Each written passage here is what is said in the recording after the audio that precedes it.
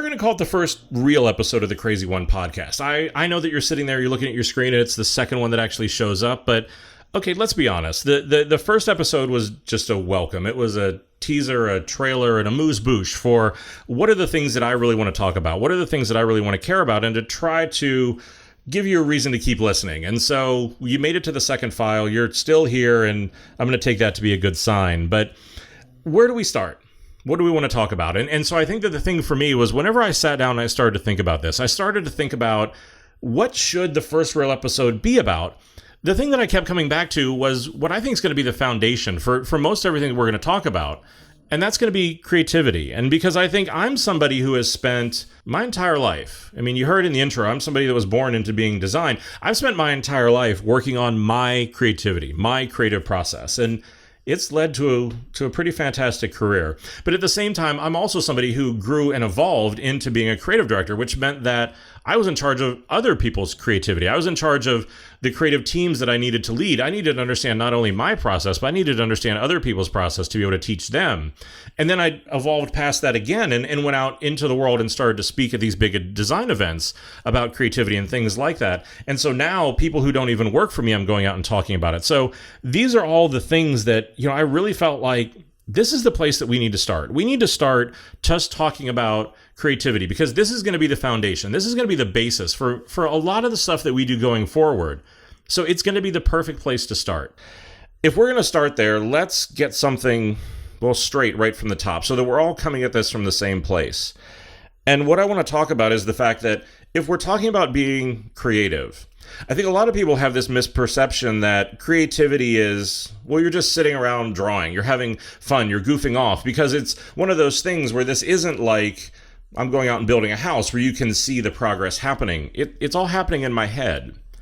And so there's a lie that most people have been told that an unfortunate amount of people have been really kind of led to believe is true. And that's the fact that whenever you have an idea, that there is a light bulb, there is this magic moment where the clouds part and the sun shines down and it rains champagne and puppies and all of a sudden you have the answer. And the reality is that that's not the way this is going to work at all. And if you think that it is, then you definitely need to keep listening, because the reality is that those light bulb moments, those aha moments, at best are a spark of inspiration. They're a starting point that we're going to need to learn to build on. They are not the entire process. And because that's why so many people, I think, struggle with this, is because they think, I had this one spark of inspiration, I'm done. Well, the thing that I've found, and the thing that I always try to teach people, is the fact that, that's not it. And that what happens is that creativity is actually, I always describe it as a blue-collar profession. I mean, I grew up in a working-class town. I grew up in Pittsburgh, Pennsylvania. I grew up around people who had worked in the mills and really kind of really owned and defined what that meant, to really be able to go out and work hard. And so the problem is, like I said before, people think that since we're sitting around and we're just having ideas, that it's easy. It's not. Creativity is a blue-collar profession. It is something that you really, really have to be able to work at. And the other reason why I think this becomes so critical is because over those 15 years, I've coached and tried to work on the career development of a lot of people. And what some people fail to see is that if you aren't investing in your creativity, if you aren't making this a priority for you, the problem is that you really just become reduced down to somebody who is good at doing something. You can deliver something. You can hit a deadline. And the problem is that if that's all that your career is going to be, then what you become is a commodity. You become somebody who can be replaced. You can be somebody that we can get somebody who can do it faster and cheaper. I mean, this has been the legacy of so many industries all over the world as people will be able to come in and do this because they've commoditized themselves. But if you're somebody who can have ideas, if you're somebody who can lead, who can be creative, no matter what the industry is, then that makes you an essential asset. That makes you somebody that they're going to want to have around all the time. And that little inflection point of knowing to go from being a commodity to being an essential asset, so much of it hinges around creativity. So I think that not just for you to be a more creative person, but to really be able to get out and own your career, this is where we have to start.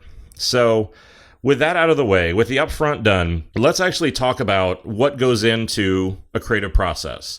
And so whenever I've done this, I've sat down and spent a lot of time thinking about this. I think it really breaks down into 5 parts. The first one is, whenever you actually sit down to be creative, to make sure that you have the right problem that you're trying to solve. Then we're going to talk about how do you get inspired? How do you actually have ideas? Once you have those ideas, how do you actually get them out into the world? And then last, and probably most importantly, actually talk about your creative process and how is it that you can bring this to life.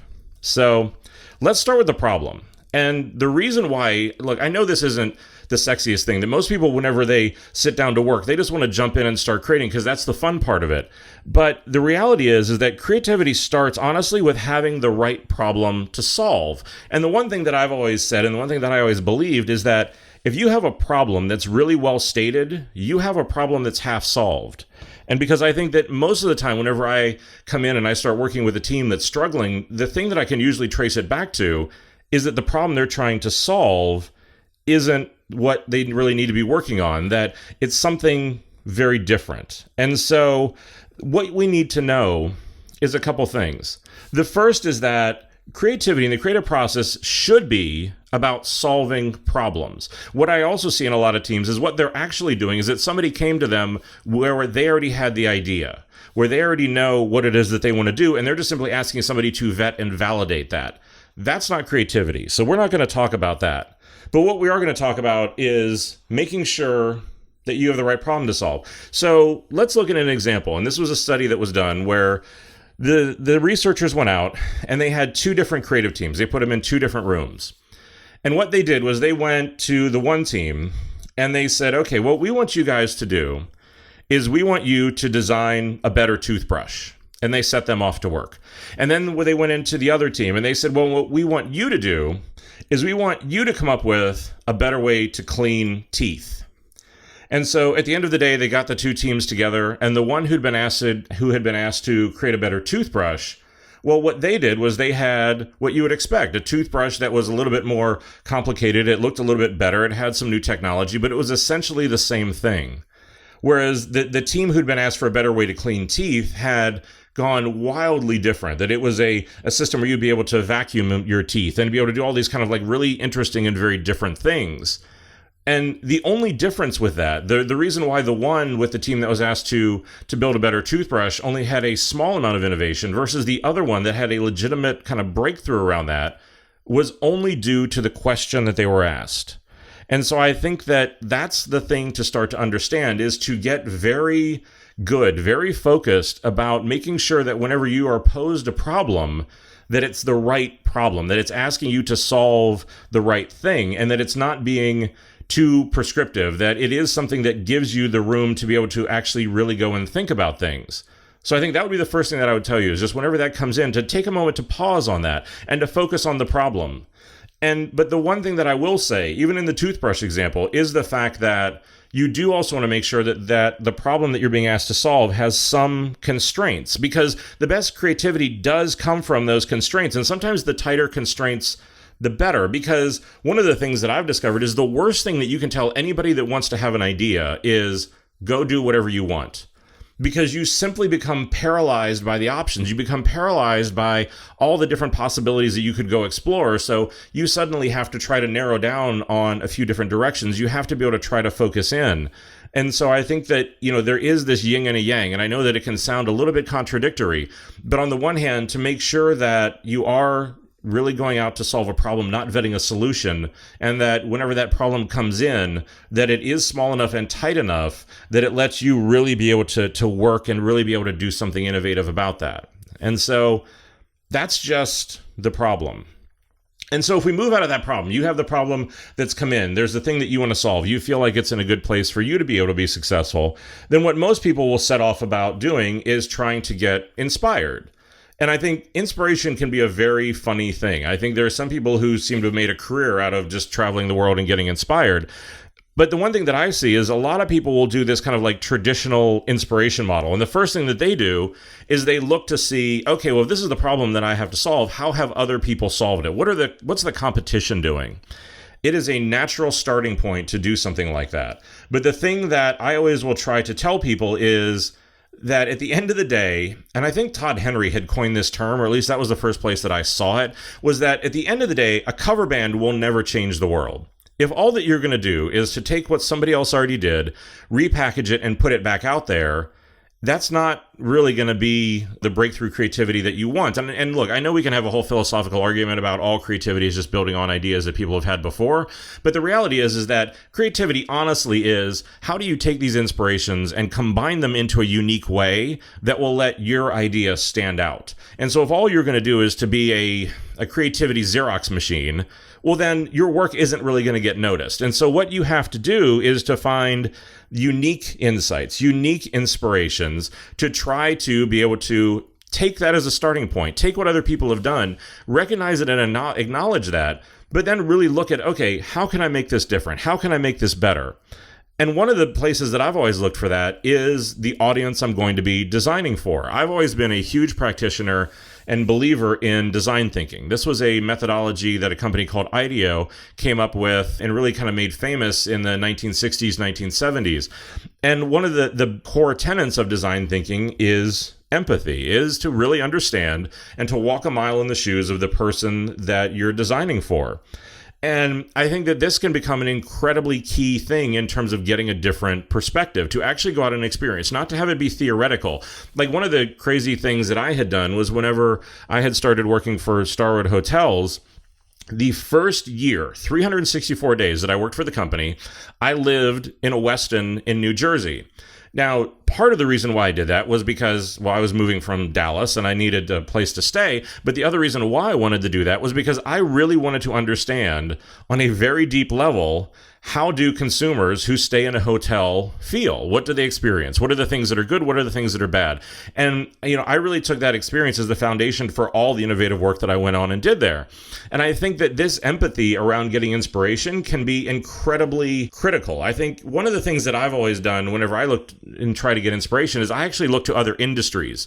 Because for me, I find that I get very motivated by other designers, but in a lot of cases, I don't tend to find them inspiring, because what they've done, well, done is a past tense word. They've already done it. So what I can do is just simply copy it. So what I do is I look to other industries. And one of the things that I look to most is food, because I think that there's a really fascinating parallel between the way that a really high-end chef can take the exact same ingredients that everybody else gets, but the way that they then use their creativity and the way that they then use their craft turns it into something really, really unique and really different.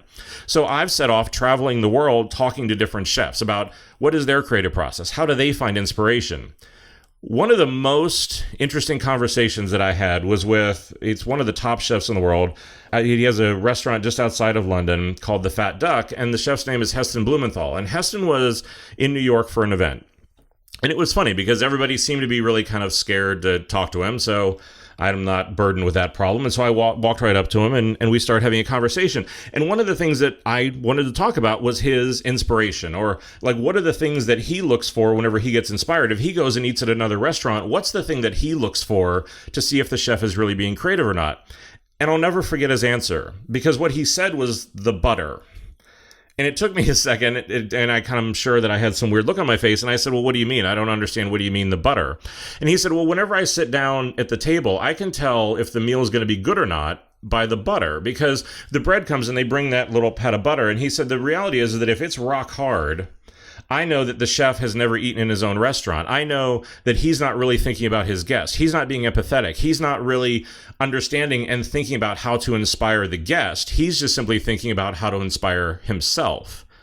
And so the fascinating thing was that, so for the last, I don't know what, decade probably, every time my wife and I go to dinner, we sit there and wait. And the bread hits the table and the butter shortly after, and my wife will always take a knife and go over and kind of slowly probe into the butter to see if it's rock hard from being too cold or if it's actually soft, and will then declare, after seeing if it's good or not, if Heston would have been happy or not. But I think that it really does hold true, right? Because I think in that case, if the chef isn't thinking about how to inspire the diner, if the chef is just simply cooking for themselves, while it may be interesting, it's not ultimately serving the audience. It's serving himself. And so I think that, it's always been a story that I try to be reminded of about whenever I'm trying to get that inspiration, that it isn't really just about me, that I'm creating something, because I'm not a fine artist. I am somebody that is creating commercial work for someone else. And that since that is the case, I have to take my audience into account. But we'll stay with the theme of food here for a second, because I think that the other thing around inspiration that becomes really important, and just your creative process in general, came from a conversation I had with a different chef. And this one actually came from a little bit further east. And it was a master sushi chef named Jiro Ono. And if you've ever seen the movie Jiro Dreams of Sushi, this would be the same guy. And so here again, whenever we got to sit down and talk with Jiro, one of the things that I was asking him was, because it was very noticeable in his kitchen that while his son had worked with him, there were a lot of also very young chefs who were there. And I always find this really interesting about how do you take these young kids who are 18, 20, 21, just coming out of culinary school, if they've even done that, and bring them into a world-class kitchen. And what Jiro said was, whenever he gets these kids, what he does is he tells them that if you ever want to cook great food, you need to actually have eaten great food. Because what you need to do is you need to have a palate. You need to have a measuring stick that is going to let you know if your work is great or not. So what he will actually do is send them out to eat at some of the best restaurants, so that whenever he comes back to his restaurant, he knows that they've actually had great food, so that there is a mental measuring stick that they have in their head to be able to look at their own work and judge. And I think this is a big part of inspiration, right? Because in a lot of times, your creativity and your inspiration is only going to be as good and as strong as your taste. And if you have a very narrow perspective, if you aren't getting out there, if you have an underdeveloped palate, your work's going to be weak. Your work isn't going to be as strong as it needs to be. And so I think that this is one of those things of inspiration shouldn't just be for a particular project, that I think you constantly need to be working for whatever your given profession is to go out and consume the best of it. For me, it's going out and consuming the best design, the best writing, the best movies, the best video, because whenever I build brands, it's about building culture. It's about that mix of rational and irrational. It's understanding, where are the aesthetics of culture right now, not only in North America, but for the world. So there's a ton of work that I'm doing behind the scenes to make sure that my palate and my taste is as good as it needs to be, because if that ever starts to fall, well, then the measuring stick that I'm going to hold my work to, the measuring stick that I'm going to hold my team to, is going to fall. And then that's going to be a big problem. And so I think that, this is one of those things about whenever you do that, figure out how to develop your palate. What are the things that you need to go do to make sure that you understand the best of whatever's out there, and be able to consume that on a regular basis, and to be able to try to ritualize that. This is why, for me, I will freely admit that I am probably the only man in America who will openly admit that he uses Pinterest. Because to me, Pinterest is a fantastic place for me to just keep in touch with what's going on, that I've had to spend the time to go out and follow the right people. I've had to spend the time to structure the boards that I have in a very particular way so that it focuses around the things that I want to keep my palate sharp for. But it's a very simple thing where every day I go in, I just spend a few minutes, I see whatever's been posted, I see whatever is out there, and I keep it on these boards. And then whenever I go back and it's time for me to work on a project, two things happen. One is that my palate has stayed sharp. It's stayed to a place where I feel like I'm still in touch with what's going on in that particular space, but then it also provides me a canvas, a mood board for me to be able to use that for inspiration, so that it's something that I can go out and start to refer to be able to see, where are the things that I want to start? What are the inspirations that I want to draw on? And again, use it as the starting point I want to build on. It is not the means to the end, but that I can build on it. And so I think those are the two main things that you really have to think about where do you draw your inspiration from and how do you develop your palette whenever you really want to go in and you want to think about inspiration. So we're going to move on from inspiration and we're going to go to ideation. And so with ideation, we're going to get into a little bit more of the craft of how do you have an idea. And the part of that craft is understanding that the best way to have ideas is honestly to have a lot of them. Start by having a lot of them. And the way that this will get broken down whenever you talk about design thinking or something like that is we'll talk about divergent and convergent thinking, which can sound very complicated, but trust me, it's not. What it means is whenever you diverge, you go out and you just simply try to have as many different ideas as you can. Don't limit yourself. Go out there and just put down anything, no matter how insane, no matter how ridiculous it is. Go out and put all those ideas down. Well, then what you do is you converge. You come back together. You take those ideas and you say, okay, what are the ones that are good? What are the ones that are bad? Keep the good, throw out the bad, and then you can start to group them. And then you can see, oh, maybe I have a couple different groups that I like, that I think are really working. And then you do the cycle again. Take those topics, do a whole bunch of ideas, edit them down, and do it again and again. And, there was, with some of my teams, I used to describe it as riffing. This would be like the concept that you would have around music, about we would then be able to take the theme and we would be able to kind of play with it. We would be able to go out and improvise around it and see what it was that we thought was working or not. But that's really what you want to do whenever you start having ideas, is to just go out and try to have as many of them as you can. And so whenever you do that, there are probably 7 rules that I'll try to really use. Or these are like the 7 guidelines that I'll keep in my head whenever I'm doing any sort of ideation or any sort of brainstorming. And so they're pretty simple, but I think they can become really, really critical. The first one is, whenever you're going out and you're having all these ideas, save judging them for later. Just write it down and then decide once you're done, when you get to the converge part, if they're good or not. So just defer the judgment, put it off, and just write down all those ideas, no matter how, crazy they might be. And that honestly feeds right into the next thing, which is, for me, I really try to encourage myself to have wild and crazy ideas, to really be able to take advantage of the fact that if this is my chance to really do something great, if this is the time, whenever it's free of constraints, free of clients, free of all that stuff, where it's just me sitting down and having an idea, why not swing for the fence? Why not try to do something really big? Why not try to have a big, crazy idea? Because it's going to get refined. It's going to get drawn down. It's going to get changed. But the thing that I've discovered is, okay, so if that change is going to happen and that drawback is going to happen, why wouldn't you try to throw the idea out there further, so whenever it gets drawn back, it's still going to be miles ahead of where it was if you were just playing it safe? So this really is something about going out and trying to have a really big, crazy idea. The other thing that I do for me, and this may not work for you, but I found it to work for a lot of people, is that whenever you do sit down to have all these ideas, to try to be visual. Some people like to take Post-it notes and they'll write down an idea. Some people like to sketch, but I think no matter what you do, try to be visual with it. Type it into Evernote. Do something with it so you can see all the ideas, because I think it's really good for you to be able to kind of have that idea and be able to see what's going on with all of it, so you can kind of understand what's working, what's not. The other thing, and this can be a bit of a challenge, is whenever you define the problem, if you put some constraints around it, try to stay true to those constraints. Try to basically just stay on topic and focus on the problem that you're trying to solve, because sometimes you'll find yourself to start to drift towards solving a different problem, that the ideas that you're having will start to want to change what it is that you've been set out and assigned to do. And so I think that part of it is just, whenever you're doing that, to just stay on topic and to focus on that stuff. What I said before still holds true. Focus on quantity, really, even as weird as this may sound in this one case, over quality. To just try to let your brain run free as much as it can and to connect those dots any way that it wants.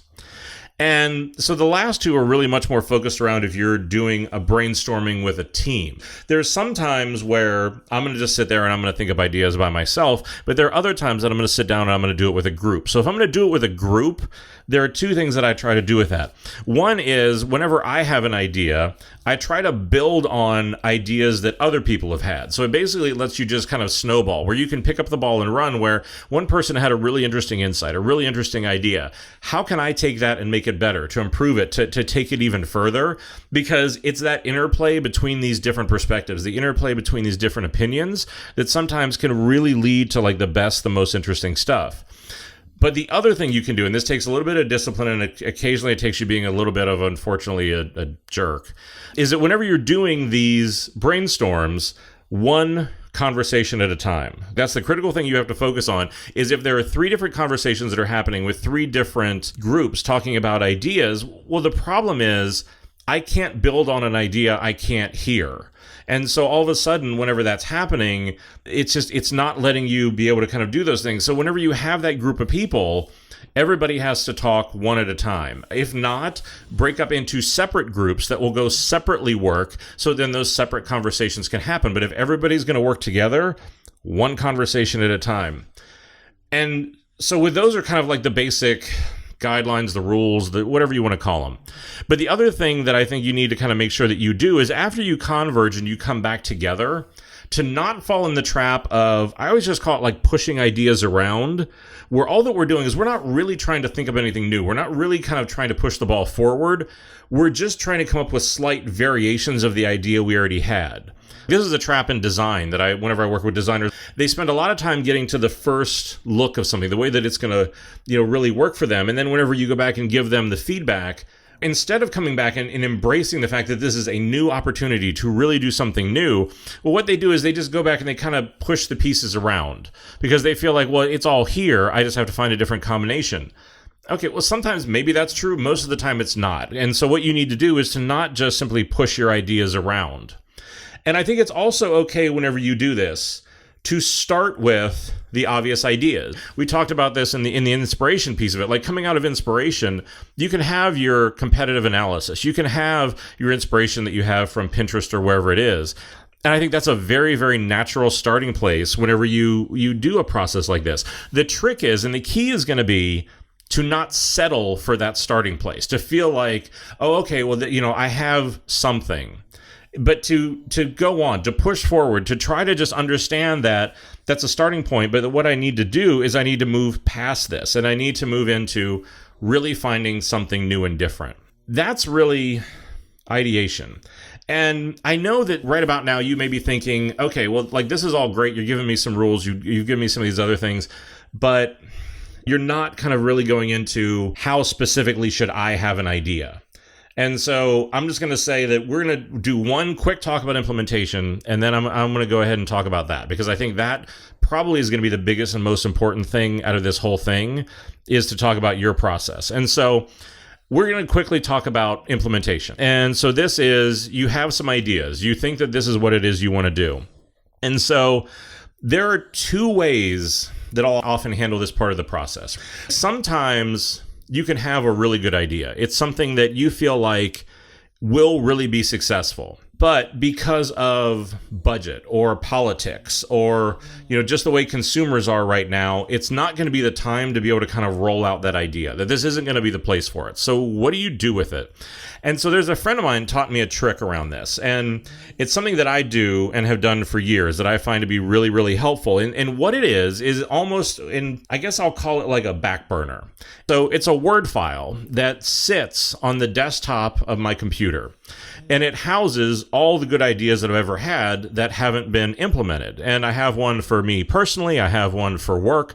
And that what I do is once a month, I sit down and I open this file up.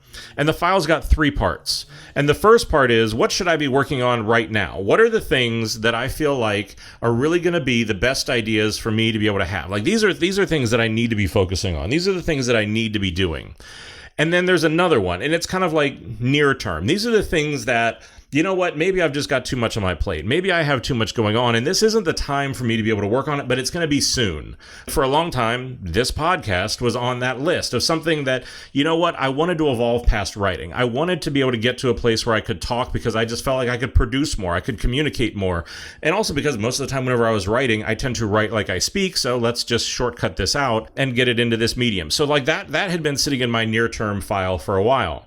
And then there's also long-term stuff. I think these are things that they're a really good idea, but here again, I don't have the budget. I don't have the time, but it's not something that I want to forget about. And so I think that this sort of a back burner can be really important for whenever you have your creative process, just because you don't want to lose good ideas, right? You put in all that effort, you put in all that time, you came up with something that you felt like was really good. Don't let it slip away.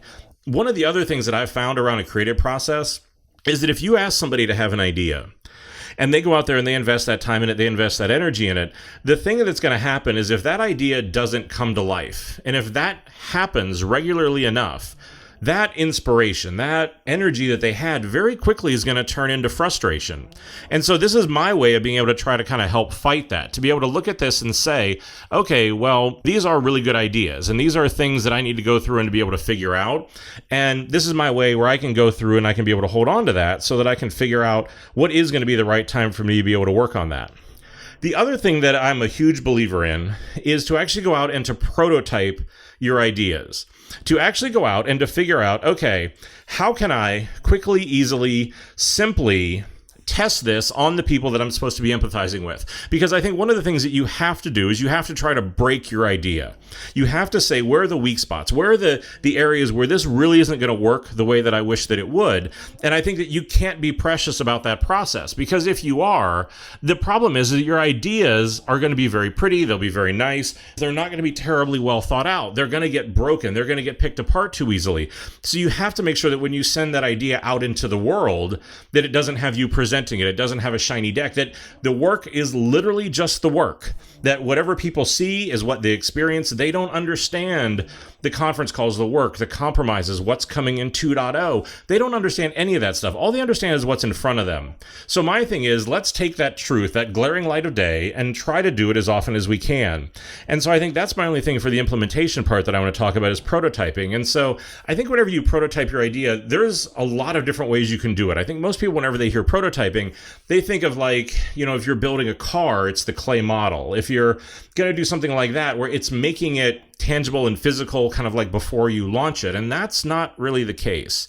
And so for me, there are actually 4 different ways that I'll prototype something.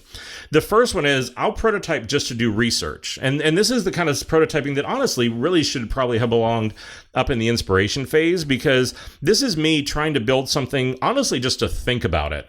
And it's because what I want to do is I want to understand the boundaries, the patterns, the pain points, the things that somebody who's going to try to use this idea would experience, but just do it from a research perspective, because maybe I think that this great insight that I have is really fantastic. But whenever I show it to people, they don't understand it. They're not ready for it. They don't have the technology for it. Like there's some barrier there that's going to keep them away from really having it come to life. And I think that's a really big problem. So I think the first thing is to be able to do that research just simply to kind of think about it and to prototype to think. The next one is something where it is that rapid prototyping. And I think, this is a phrase that gets thrown around a ton. But for me, this is really just the build to learn. That what I'm going to do is to take it in probably the crudest and roughest way that I can and to put something together to test my initial hypothesis, that whenever I have something in that ideation phase and I'm going through and doing that I'm sure that it's really something that's going to kind of resonate with people. And I think you've seen whenever IDEO will do prototyping, they can build, I saw one where they built an entire pharmacy out of foam core. But the whole point of it was that they just wanted to test the initial hypothesis of the way people were going to interact or the services that they were going to have. And that was all that it was meant to do. I think the third part of it then is live prototyping. And I think this is kind of like, how do we build to communicate that we want to examine the product and how it fits in the market? And so this would be going from, those rough, really crude foam core models into something that starts to feel a bit more real, that it's something that we can start to kind of really kind of communicate and hone in on the fidelity of the idea a bit more. And I think this is often the place where most people will come into prototyping, is whenever they do this sort of live prototyping. But I think that for me, this should not be the only entry point. And the last one to do is really that, okay, I'm going to build something because I actually want to launch this. And this is that live pilot. This is the concept car that you see at an auto show. This is where I want to take this and validate that this idea is going to be able to come out and it's going to get accepted at scale, because this is going to be very, very close to what the final product will be like. As whenever you get into an idea, you can validate the idea, the concept of it, and see, do people like the idea versus do they like the execution? And I think, again, some people get these very confused, because you can have a concept, an idea that is absolutely right on, but what screws it up is the execution. And I think like you saw this, where you saw music players that were out there for a really long time. You saw phones that were out there for a really long time. Well, it wasn't until the iPod came along that people said, wow, MP3s suddenly make sense. This seems like this is a really good way of doing it. Or, gee, I never thought about doing a phone like an iPhone that has applications and things on that. So this is the heart of Apple's mentalities. They may not be first to market, but they are best to market. And so this is for them where where they will go through and make sure that the insight, the concept really holds through in execution. And so those are going to be the couple things around implementation. Now we're really honestly going to come down to the heart of it. And that's going to be about your process and how do you create. And honestly, like why haven't I gotten into more specifics about any of this? And the reality is that the creative process is different for every single person. There aren't going to be any magic bullets. Sorry, that's just going to be the case. But the reason why that is because every single person connects the dots differently. They get inspired differently. It's based on what are the things that they've done really well over their life? What are the things that they've struggled with? What are their confidences? What are their weaknesses? But it all comes down to the fact that everybody does this differently. And I think this is one of the biggest parts where, like from a leadership perspective, most companies will really fall down because they want to be able to institutionalize the process, to be able to say, okay, when you're going to be creative, you have to be creative through these particular steps. This is why I embrace something like design thinking, because design thinking will expose the methodology around this so that everybody can understand the steps, but it's freedom in a framework. It lets you be able to come into it and say, okay, I understand the steps and what we need to accomplish, but how I'm going to accomplish it, well, that's up to me. And that's something that I can really take on. And so I think whenever I talk about my process and how I do stuff, the challenge is going to be it works for me. It by no means that it's going to work for you. So the challenge here becomes, how do you start to get in touch with your process? How do you start to understand how you connect the dots? And part of this starts to come out of self-awareness, of paying attention to, okay, what did I do when I had a good idea? What did I do when I had a bad idea? And so for me, like, this has honestly been a 20 plus year quest of, once I started to figure out that this was going to be an issue, of how to figure this out. Like, I can tell you very specific things. Like, if I'm going to sit down and try to concept against an idea, I can listen to music, but it has to be music that either I know extremely well, or if I don't, it can't have words, because what I will find is that my mind starts to become too distracted with the words, and that I'm not necessarily thinking about what I want, but at the same point, I like to be able to have that kind of noise in the background.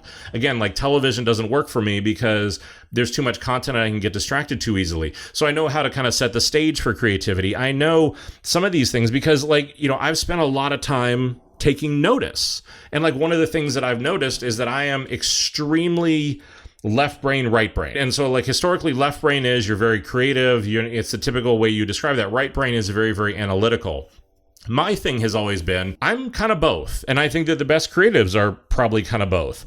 Because what I'll do is, I'll do a lot of preparation, like I said, about developing my palette, of going into Pinterest, of doing those sort of things to kind of set the stage, that even whenever I get the problem, I have to make sure that the problem is right. I have to make sure that the way I'm going to solve it conceptually may be right, that as a designer, I have to separate out the concept from the execution, so that there's a very sort of right brain way that I approach all this. And here again, I'm going to turn back to food. And so one of the things that you'll notice, if you ever go into like a high-end kitchen, or even just any chef who honestly knows what he's doing, you'll often see all the ingredients kind of like pre-cut and laid out. And what that is it comes from a French practice and a French term called mise en place, which sounds very fancy, but all it just really means is kind of like everything has a place.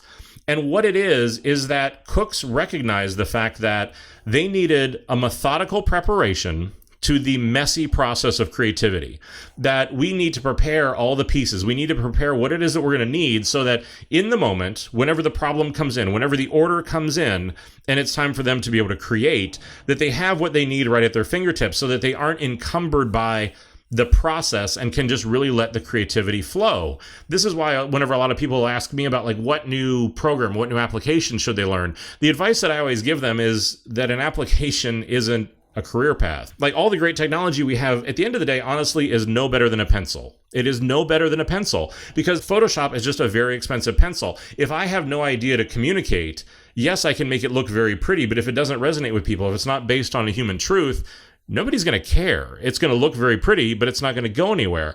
So I think that this is my thing, right? Of like this methodical preparation to be really messy. And I think that, so for me, it is utilizing Pinterest a lot. It's using Evernote a ton, because I think that for me, I like that it's on my phone, it's on my iPad, it's on my computer, and that so that any time whenever that inspiration strikes, whenever I've gone in and set up what's the problem that I want to solve, that as I work through that concept, I can go in and keep adding to that, to refine it, to riff. And I think for me, it's really come down to the fact of, I recognize the fact that sometimes I'm very good at doing creativity in bursts, of really focusing and knocking out as many ideas as I can, but also for the fact that as a designer, there is not an off switch.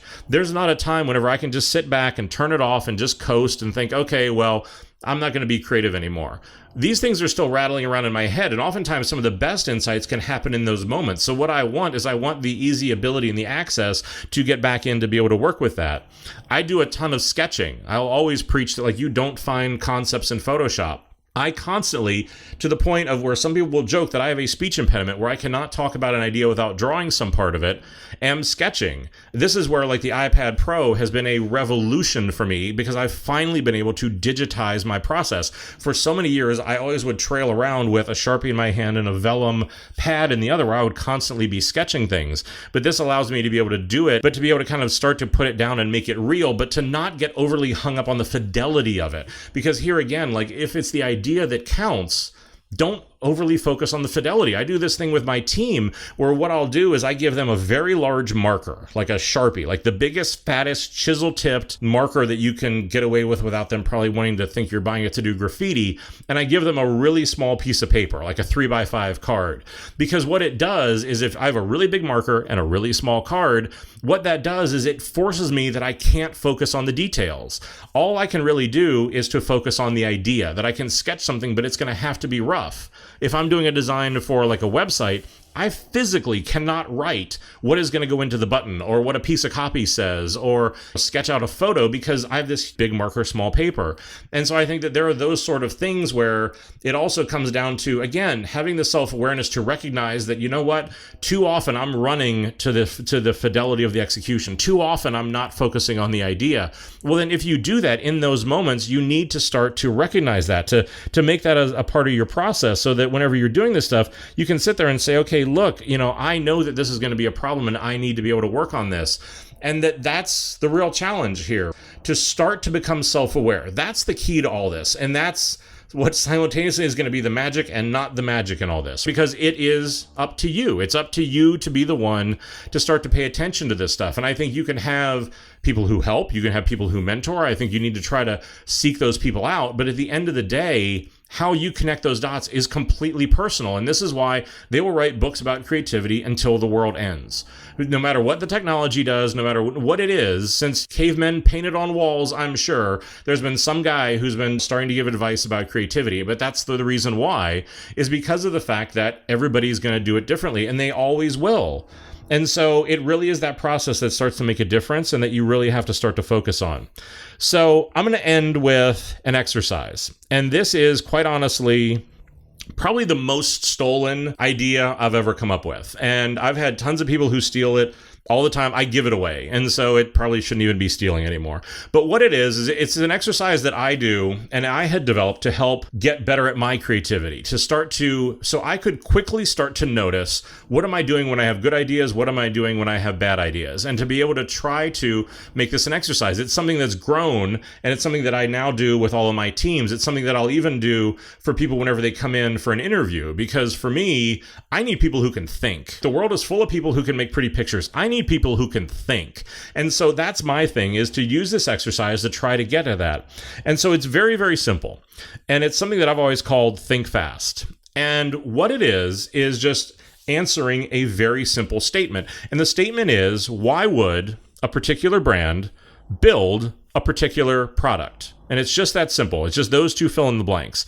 And what you do is I usually do it as 2 stacks of cards.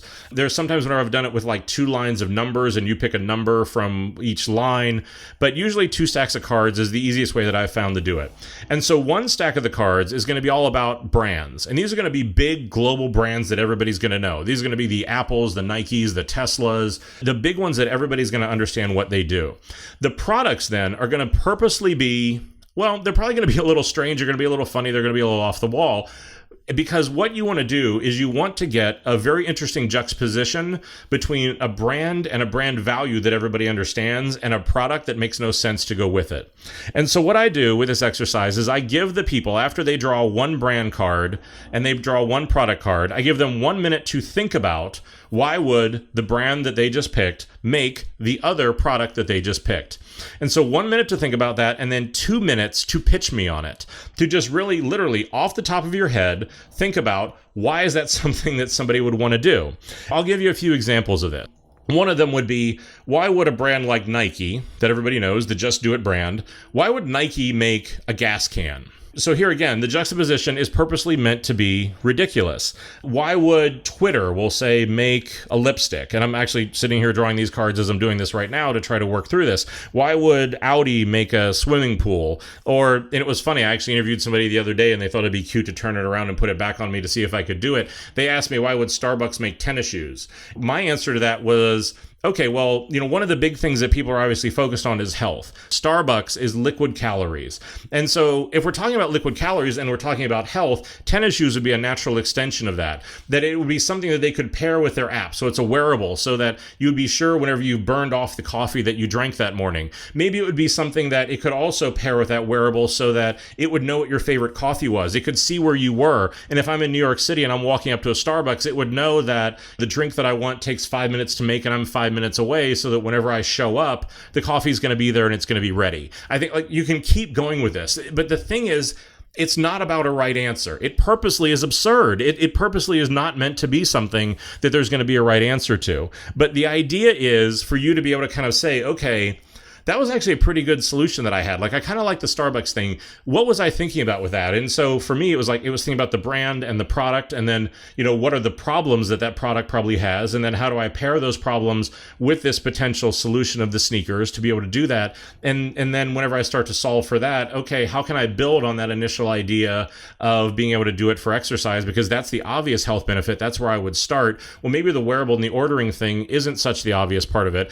So for me, that's why I said is literally I can stop right after I did it and I can deconstruct my process. I can say, okay, does this make sense? Is this something that was a good idea? And in that case, the Starbucks one felt like, what, that one wasn't too bad, but how did I do it? It's this ability to just kind of quickly run through this that will help you start to summon that creativity on demand. Because I think that's the other byproduct of this is the ability to be creative on demand, to be able to get much faster at doing this. So you don't have to go through the process of figuring it out as much. You don't have to take as long, because that's the other part of it that comes with this is that if you start to become more creative and you start to become that part of that essential asset, well, then all of a sudden people start to want to put you in more meetings. All of a sudden you're viewed as more of a leader. But with that comes the expectation that you can also create faster. And so with that, I think that this will be a good bridge. And so that the next 2 episodes that we're going to talk about are actually going to be about that very thing, that idea of leadership. Because I think with creativity as the foundation, leadership around this is going to be the other part of it. And we're going to break this up into 2 parts. The first part is going to talk about you as a person, you as an individual. What do you need to do to become a better leader? And then after that, we're going to talk about, okay, now that you've got yourself squared away and that you understand what do you need to do to be a really good leader, and I'll give you a preview. There are going to be no magic bullets there, because the problem is that leadership and creativity both share the same problem, is that, okay, now that you have yourself together, how can you then start to lead other people? And because both of these things are very, very distinct challenges. So those will be the next 2 episodes that you're going to see coming up in the queue on this. And before I go, I want to leave you with kind of just some recommended reading. One of the things that I really like to do is I love getting other opinions. I constantly study, I constantly work. This is why I've worked on my creative process for as long as I have. And so there are 3 books that I would actually recommend. I know that there are tons and tons on creativity, but I found that these are the 3 that are the best. I have them as required reading for most of my teams because I think that they really have value. And so the 3 of them will be, the first one is Making Ideas Happen, and it's called How to Overcome the Obstacles Between Vision and Reality. This was written by somebody who I've always been very, very thankful to have as one of my friends, is a guy named Scott Belski. Scott founded the Behance Creative Network, went on to work at Adobe, recently left there to go into the financial world as well. But Scott, honestly, is probably the single smartest person that I know when it comes to understanding creativity. He has spent a lot of time working with and talking with the best creative teams in the world, and really will back up that thought that creativity is really 99% perspiration, 1% inspiration. And so this book really focuses on how to give you the structures around how to make all these ideas actually happen. And it's a go-to book for me. It is one that I go out and read at least once a year just to be able to kind of get it a refresher and keep myself grounded. The other two come from one of my other favorite authors, and somebody who I also really, really love to see speak is the author Todd Henry. And so Todd's written two books that I think are really, really relevant here. The first one is the book that he first had done, which was The Accidental Creative, How to Be Brilliant at a Moment's Notice. And I think this really ties into the theme that we talked about before about summoning your creativity on demand. It is a fantastic book to, again, give you some of the structures and some of the things around there that honestly I've just scratched the surface on here. The other book of his is Die Empty, Unleash Your Best Work Every Day. And I think this really is about how do you get this work out. So now that you've kind of like summoned and can understand how to tap into your process, how do you really get to kind of unleashing that and doing it every day? That'll be my recommended reading. I'll be happy to throw links to that, and you can go buy them on Amazon in the show notes. So feel free to head over to my website to be able to check that out. Also, just head over there if you want to see anything. So I think if you want to look at old episodes, if you want to look at other articles that I've written, head on over to stephengates.com, STEPHEN, Gates, like Bill Gates.